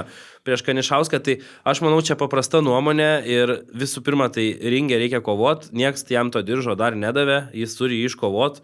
Ozols yra, kaip jisai sako, I'm fighting dog, jis neturi ko prarast, jis eis, bandys, darys ir būtų labai įdomi reakcija, ką sakytų žmonės, jeigu laimėtų Ozols. Ar jie sakytų, kad Dirkstys prastas ir pralaimėjo prieš Ozols, ar jie sakytų, kad Ozols labai pagerėjo per vieną naktį, nes... Manau, pirmas variantas būtų. Kad Dirkstys prastas. Tai prasidėtų. Kur galim brėžti tada perspektyvą Dominikui? Nes čia yra visa esmė. Jisai yra jau įveikęs rimtus priešininkus. Aš galiu tai pertraukti iš karto. Maslabojevas. Aš su juo šnekėjau, buvau šiandien sutikęs. Jisai sakė, darom. O Dominikas ką sako? Ne, tai čia Dominikas sakė, ne Maslabojevas. Okay. Man čia sakė Dominikas. O Sergejus šiaip yra sakęs, kad laisvai, ar ne? Dėl šitos. Dabar su juo nešnekėjau, manau, dėl svorio susitarsim, bet turbūt visi supranta, kad, kaip Dirkšio final boss, kurį jisai privalo kažkada, ne tai, kad įveikti, įveikti jis jo nežinau, ar įveiktų ir aš nežinau, ar kaip ta kova baigtųsi, bet tai turi įvykti. Čia kas be ko. Ir Sergejai dabar, kaip dabar yra šita situacija, kad jisai dabar negalės kovoti kurį laiką šitam varė. Jisai dabar aiškinasi. Jis dar aiškinasi. Bet vis tiek turbūt tas aiškinimasis, kol vyksta, tol tu negali kovoti. Bet kokiu atveju, kad ir kaip jisai čia pasibaigs, ne? Tai čia turbūt priklauso jau nuo jo, aš nežinau, daug nesigilinau, čia tikrai ne mūsų, nes aš kiek suprantu, tai ten yra santykiai su Glory, nes Glory tai yra lygiai taip kaip mes, tiesiog uždaras vienetas, kuris nėra kažkokioje bendroje sistemoje, tai aš manau, kad čia, jeigu pavyktų išsiaiškinti, tai būtų labai džiugu, kad tiesiog visi žinotų, kaip buvo iš tikrųjų, jeigu tą pavyks, sakykime, dalykais girdėjau, aš ten planus, kaip jie tą planuoja, tai skamba, kaip pasakyti, kaip teisingas ir geras kelias, o kai bus, pažiūrėsim, bet čia, kaip sakau, Maslabojevas prieš Dirkstį, tai turbūt, nežinau, kaip čia, ne desertas, kaip čia blema, žinok, pavadinti. Mes čia kalbėjom, jeigu būtų Maslabojevas prieš Dirkstį ir Kavaliauskas prieš Stanionį tam pačiam karne, čia būtų didžiausias Lietuvos sporto renginys ever. Stadione reiktų daryti. Nemanau. Bet aš siūlau, bent jau sakiau Martynui, kam čia taip sugrūsti vieną, tu du geriau padaryk eventus bombinių, žinai. Tai aš galvoju, Dirkstys su Maslabojeva atskirai būtų irgi didelis labai renginys. Kita kova titulinė yra tarp Perednio ir Rimkaus. Čia turbūt dar daugiau klausimų žmonėm kilo, nes visų pirma ta svorio kategorija Peredniui 7-7 kilai, čia kovoja ką tik 7-7, bet buvo MMA kova ir buvo 3 dienos pasiruošti, Rimkus vieną kovą dabar yra laimėjęs iš eilės, prieš tai pralaimėjimas Misiūnui, jeigu neklystu, pergalė prieš Matiukovą ir tada kova dėl diržo 7-7 kg. Iš sportinio principo aš suprantu, kodėl kyla klausimų. Bet tu paaiškink, kaip vadovas, kodėl buvo priimtas sprendimas padaryti titulinę kovą. Tai jeigu aš būčiau, sakykime, fanas, aš irgi lygiai taip pat kelčiau klausimą, bet atsakymas vėlgi labai paprastas. Ten buvo, Martynas nepaskaitė iki galo, buvo komentaras, kur žmogus rašo komentarą ir vardina 10, man atrodo, kovotojų, kurie yra geresni už Rimkų ir sako, kad Rimkus būtų top 11. Ir aš skaitau tą komentarą ir iš tų 10 nei vienas nėra available šį turnyrą kovoti su Rimkum. Nei vienas, ta prasme, man atrodo, jisai... Bielinis, Perednis, Krilavičius ir Rybakovas, čia likusios tos pavardės.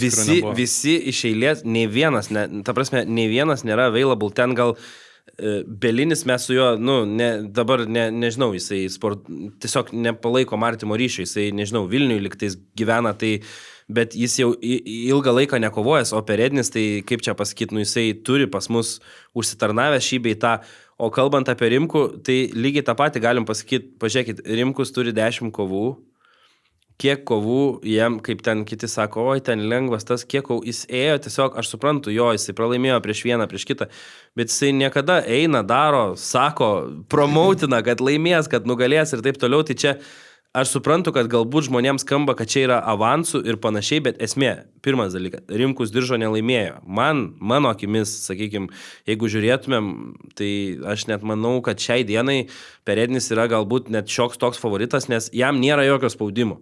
Jis ateina, jis kovoja ne tam svorį, jis žino, ką Rimkus daro, žino, kokie bus jo išėjimai, kiek jisai stengsis žmonėm įrodyti, kad viskas yra taip, kaip yra. Perednis neturi jokio spaudimo. Jis ateis, okei. Nugalėjau, turiu. Dabar kalbant apie Rimkų, jis tą šansą gavo, jokių problemų. Mes su juo kalbėjom, jeigu jisai laimi diržą, iš tų pavardžių, visi, kurie ten yra, Vlasevičius, Stebuliauskas, iki vieno laukiu Krilavičius, laukiam žinučių, sausio mėnesį, Rimkus gali ginti diržą prieš bet ką. Pralaimės, jo reikalas, ta prasme. Tai vėlgi, pagrindinis motyvas buvo tas, kad mes norim sujudinti kategorijas. Mes, kaip ir sakiau, nuo kitų metų žiūrim pajungti daugiau užsieniečių. Matom, kad to reikia, mes norim sujudinti kategorijas. Ką mes žinom? Žinom labai paprastą dalyką. Laimės Perednis sutinka kovoti su bet kuo. Tas, kas yra vertas 7 kilų, jis eis kovoti su bet kuo. Jeigu laimės Rimkus, tai Rimkus ne tik sutinka kovoti su bet kuo, bet dar ir visi dvigubai nori kovoti, nes jie visi galvos, kad oi, Rimkus, lengva kova, ateisiu, pasimsiu diržą. Prašom. Žino mano kontaktus, mes tą padarysim patį pirmą turnyrą, kai tik tai jutėmiai bus po šito turnyro, jeigu diržas Rimkaus, anyone, iš tų pavardžių, Aš taip paprastai žiūriu, jeigu mes turėtume aiškius reitingus, kur būtų surašyta, iš vis, jeigu būtų aiškiai svorio kategorijos ir pagal discipliną kickbokso, muay thai ir visur būtų po reitingą kiekvieno ir būtų čempionas visur ir tada tu žiūrėtum ir sakytum, kas vertas, kas nevertas, tada suprasčiau kažkokius priekaištus, ne? Bet dabar realiai tai nėra nieko. Nėra šitų dar kategorijų, mes neturim tiek kovotojų, gal kad padarytas kategorijas. Reikia tą suprasti, kad tam reikia laiko, reikia, kad užaugtų kažkas, va ten jūs minėjote tuos 10 žmonių, tai gerai, tai ten visi jau turi savo vardą, jau juos tu galėtum sustatyti, bet ten, sakykime, tas pats Belinis, Rybakovas, aš net buvau šnekėjęs, tai jis irgi, man atrodo, turi kažkokį tai negali kovoti dėl vienokių ar kitokių sveikatos priežasčių, bet aš ką noriu pasakyti, kad tam tiesiog reikia laiko, tas atsiras tikrai, mesgi žinom tą, nes nėra taip, kad mes 3 metus darom kovos menų organizaciją ir nesuprantam, kad turi būti reitingus, bet jeigu pas mus 7-5 kilų yra 6 ar 7 žmonės ir mes juos reitinguojam, ir tada kažkur kitur šiam 3,5 yra 2 žmonės ir vienas iš jų čempionas. Tai tie 6-7 kalasi tarpusavį ir kai laimi diržą, jų yra toks motivacija, žinai, aš čia už 7 geresnis, aš čempionas. O tai tie 2 ką tarpusavį visada varo dėl to diržo. Tai čia yra esminis dalykas, kad mes to tiesiog negalim padaryti dėl laiko, dėl to, kad mes neturim pakankamai kovotojų, mums reikia tiesiog daugiau kovotojų, žvalgomės lygiai taip pat dabar Naurio Bartoškos varžovas, tai absoliučiai mes ieškom, sakykime, užsienio kovotojų, su kuriais galėtumėm iškart matyti, kad galim užkabinti kontaktą daugiau negu atvažiuok įlipti į ringą. Ta prasme, kad žmogus būtų suinteresuotas, kad jisai ten, nežinau, kiek ten žmonės matė, nematė, bet apskritai vakar nebuvau dar matęs tokio vaizdo. Žmogus iš Izraelio, mes ten jiem duodam 3 kambarius, ten kaip pavyzdys jis atvyko su 3 kampais ir su juo atvyko 17 šeimos narių. Tai čia viena, tai tebūnie jisai yra dar, sakykime, kur kas mažesniam lygiai. Jis jau dalyvavo One Championship'e, bet pas jį ir honorarai mažesni. Lygiai tas pats ir su Ispanu. Pas Ispaną atvyko virš 20 žmonių, tai ten dar ir istorijų buvo, jie ten neužsibukinę kambarių, tai dar naktį teko juos ten, žodžiu.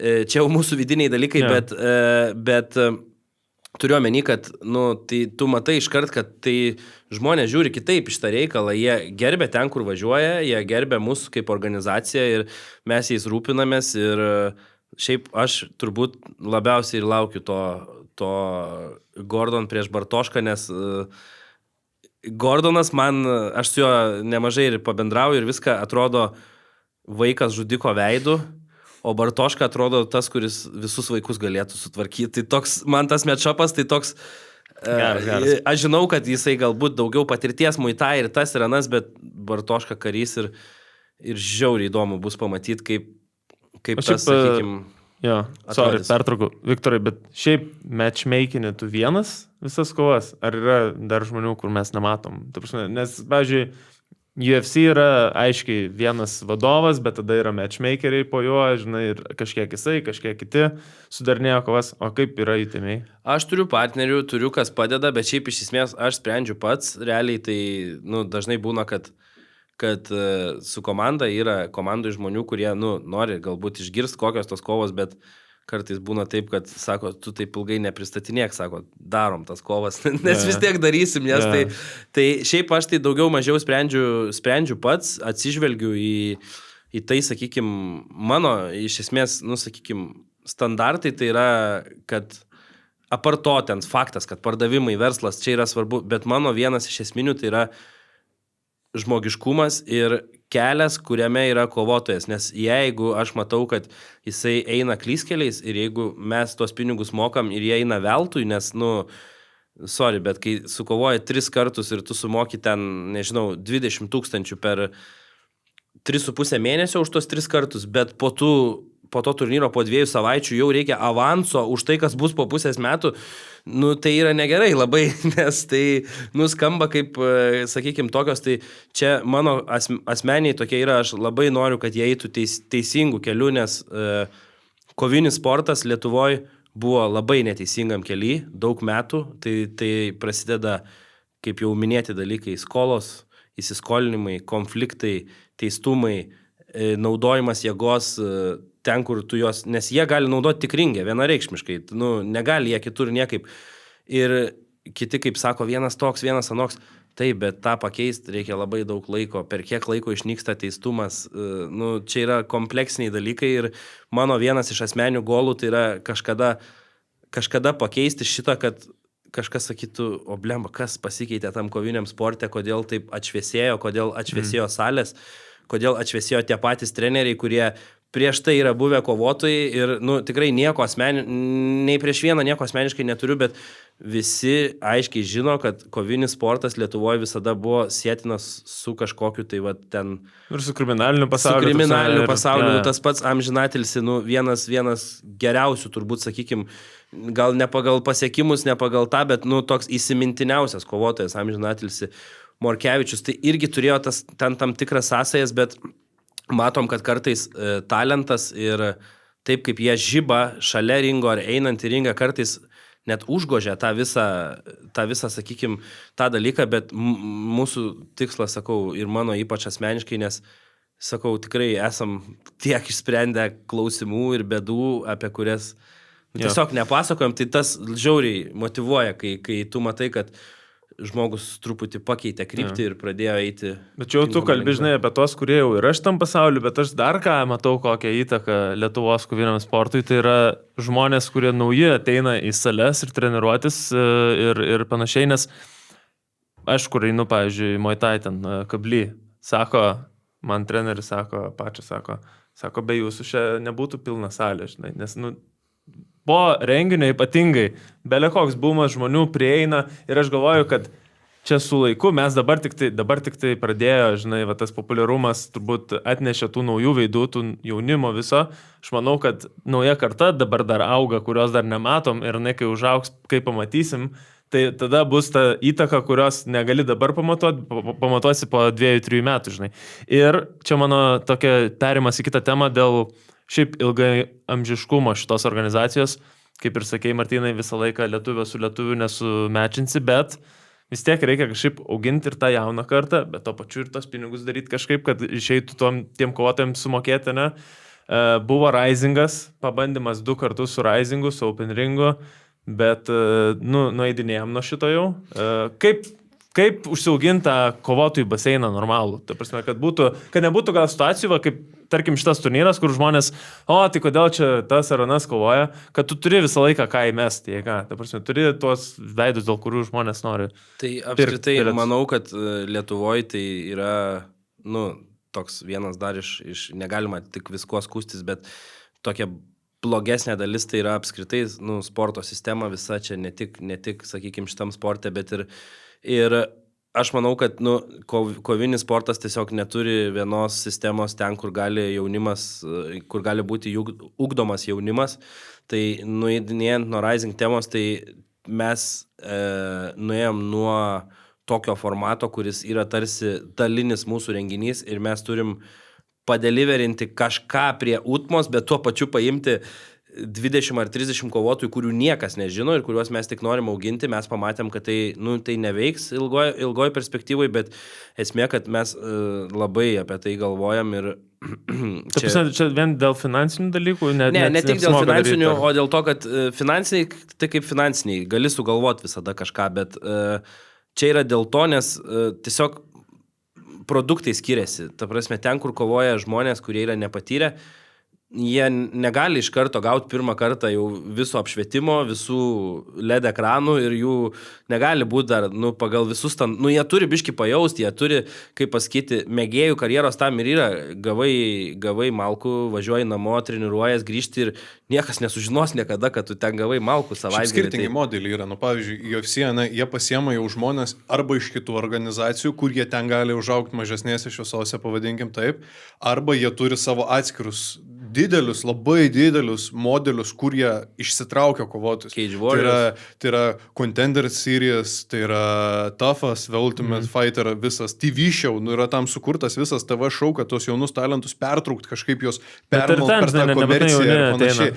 Jo, ir ten ateina net ir patyrę kovotojai, kurie sunkiai įsilieja į didžiasias rinkas. Ir kai tu turi uždarą ir mažą tokią rinką kaip Lietuva, ar net, sakykime, Baltijos šalis, tai yra sudėtinga padaryti, dėl to, kad tam reikia skirtingų modelių. Taip, tu gali pasidaryti open ringą ir juos tiesiog suvaryti į tą pačią Švyturio areną ir juos visus prasukti ir pažiūrėti, kuris ten išgyvens. Bet ar tai yra efektyvu ilgoji skaliai? Nėra efektyvu. Bet tu taip įneši vis naujų veidų, ta prasme. Jo, bet, matai, tu turi visą laiką svert. Tam, kad prasisuktų 20 kovotojų open ringę, tu vieną surasi gal talentą, gerai 2, kurie bus verti tokio dalyko ir jie prasimušė. Kitam tai gali būti paskutinė karjeros kova. Tu apie šitą pagalvok, Jeigu tu pralaimi kažkur, nežinau, Šilalės Rusijai ir gauni bankiai galvą ar atsigulį, tai yra viena, tu grįši namo ir treniruosies. Bet jeigu tu pralaši Švyturio arenai, kai tau švietė visur šviesos, tave žiūrėjo žmonės, tave transliavo 1000 žiūrovų, tau yra 18 metų ir tu tokią kovą pralaši, kur tu toliau judėsi? Visą laiką turi sverti šitą lygį, kur tu užgrūdini žmogų psichologiškai, o kur tu jį grūdi, ar tu būsi komercinis produktas. Ir šitą ryšį surasti yra sudėtingas modelis. Ypač tai, kad pas mus kovotojai, pripažinkim, čia yra esminis dalykas, kiek iš jų yra komerciniai kovotojai. Ką aš turiu menį komercinis kovotojas? Žmogus, kuris ateina ir padaro sportinę pusę, kas yra svarbiausia, dėl to, kad tu be šito tiesiog negyvensi, bet kuris supranta visą tai, kas supa tave aplinkui. Kad tu turi parduoti save, turi parduoti organizaciją, turi parduoti varžovą ir tada turi parduoti dar outcome. Negali tiesiog laimėti, pastovėti ir išeiti. Tu turi kažką užlipdyti ant pergalės tam, kad atsirastų kita kova. Tai kiek pas mus yra tokių kovotų? Tikrai nesakysiu, kad čia yra tik Rimkus ir Dirkstys. Ne, yra daugiau žmonių, kurie aiškiai supranta tai, jie tai daro pagal savo charakterį ir jie galbūt nėra tokie fleši.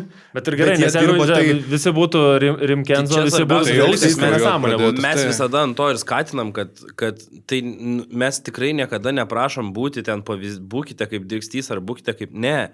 Būkite savo, kurkite kažkokį tai ir tai nebūtinai turi, paimkim tą patį, man iškart jūs pašnekėjot, kas šovė galva Kiudelis, 0-2, bet jis ateina su misija, aš jau dabar skaičiau ten e-mailus, mačiau, kad šou laukia, laukia šou ir aš suprantu, kad jisai silpnesnis kovotojas, jisai nepatyręs kovotojas, jam dar reikia daug treniruotis ir taip toliau, bet taip kaip jisai atsako į laiškus, taip kaip jisai reaguoja į jam sakomus dalykus, taip kaip jisai bendrauja su visa mano komanda, tai realiai visiems iki vieno pasimokyti. Iš Kiudelio tokio, kaip pasakyt, intelektualaus ir šilto ir kaip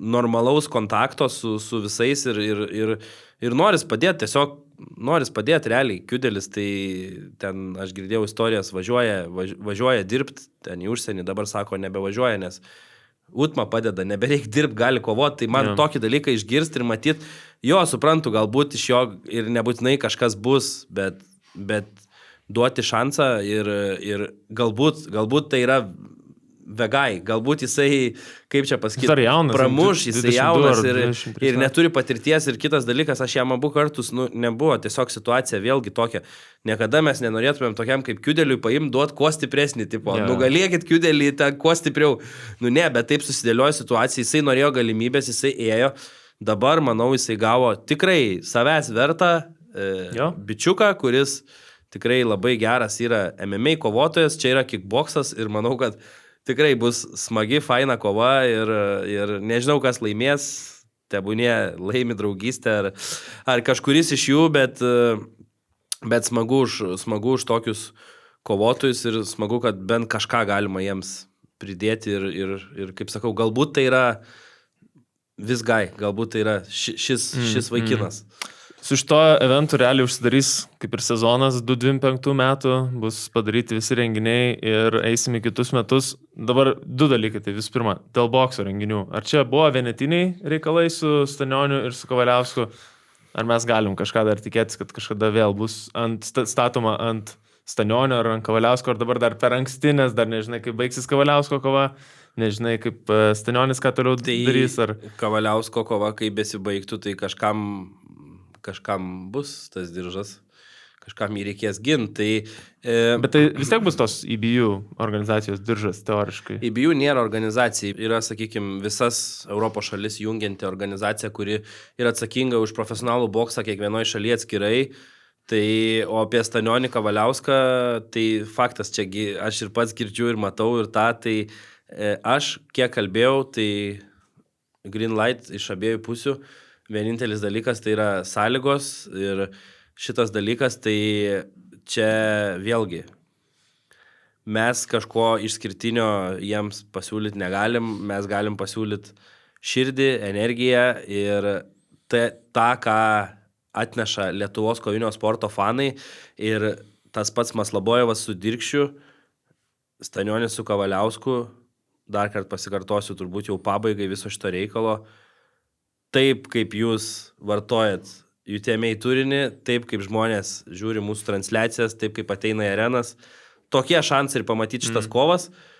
Šiai dienai pagal tai, kokią meilę žmonių jaučiam mes ir kokią meilę mes jaučiam, kaip, sakykime, kaip kovinio sporto, nežinau, nenoriu kažkaip išsiaukštinti, bet, organizacija Lietuvoje, kuri dabar, tebūnė yra pagrindinė, jeigu jau taip galima pasakyti, tai mes tą žiauriai jaučiam ir abi kovos, galiu pasakyti, kad yra netoli to, kad įvyktų, tai kaip sakant, viskas žiūrovų rankose, o mes jausdami tokį, kaip pasakyti, susidomėjimą ir tokią meilę žiūrovų, tai šiai dienai esam pajėgus abu tuos dalykus įgyvendinti ir manau, kad kitais metais bent vieną iš dviejų, tai tikrai, o gal net ir abu. Apie tas kitus metus kalbant, ar tikėtis iš esmės to paties, ką matėm dabar, kad buvo Vilnius, gerai, dabar Vilnius atsirado vietoj Klaipėdos, sakykime.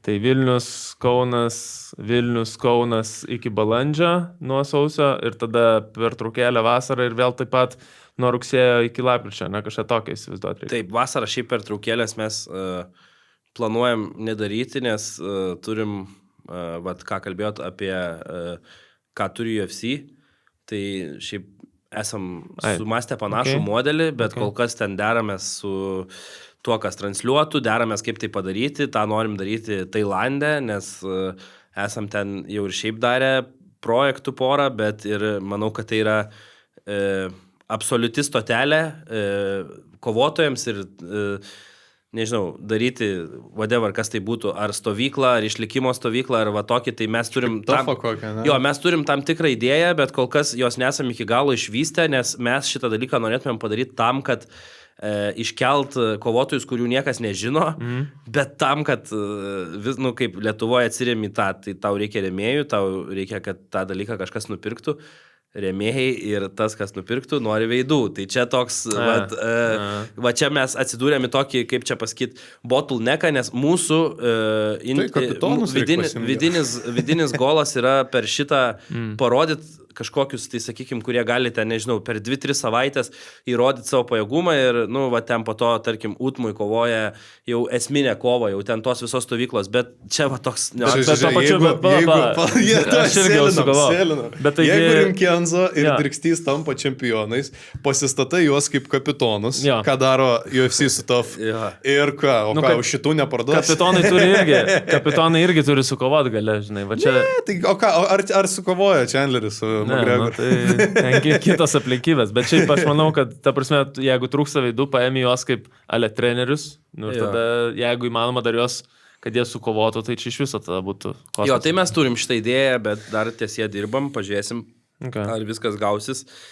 Ir manau, kad jeigu gausis, tai pristatysim neblogo, įdomo, interaktyvaus kovinio sporto turinio, kuris galbūt dar atvers kažkokias tai duris į sakykime, tolimesnę kovinio sporto plėtrą, o daugiau tai turbūt užbaigiant reikia pasakyti tik tiek, kad laukia tikrai labai, labai, labai įdomus turnyras ir čia, kur jūs sakėt, kad neįdomios, aš papanavau, bet tikrai nemažai tų kovų, bet vis tiek reikėtų tikrai atiduoti pagarbą vakaro kovai, tai yra Kavaliausko kovai su Molina, 12 raundų bokso Lietuvoje dėl dviejų čempiono diržų ir toks lygis, man kas dar paskutinį dalyką, kokį paminėsiu, Ispanijoje dabar buvom pas varžovą apsilankyti, filmavom ir panašiai ir sutikom lietuvius, kurie nežinojo apie tai, kad vyks kova, nes tiesiog nesidomi kovinių sportų,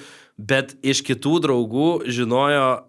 Ta prasme, jie ilgą laiką negyvena Lietuvoje, žinojo Moliną kaip boksininką Ispanijos, kurį žino vietoje. Okay. Jie realiai nežinojo, kad bus ta kova, ta prasme, bet žinojo šitą kovotoją, kai aš jiems pasakiau, tai tas, labai smagu, kad tas... Ir mes tikrai jaučiam, kad ispanų susidomėjimas, sakau, ir jo šeimos labai daug atvyko ir žinau, kad dar mačiau viešbutį, kad dar labai daug atvyksta kitų jų palaikančių, tai aš manau, bus labai karšta kova ir nežinau, negaliu aš rinktis pusės, visi žino, kur mano širdis, bet jeigu laimės Ispanas, reiškia laimėjo Ispanas, mes tuo pačiu džiaugsimės, jis apgynė titulą, jeigu laimės Egis, tai, kaip sakant, eisim dirbti ties tuo, apie ką šnekėjom.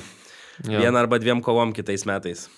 O kad pamatytumėt, kas laimės, nueikite kakava.lt, įsigykite bilietus, dar yra viena diena tam padaryti.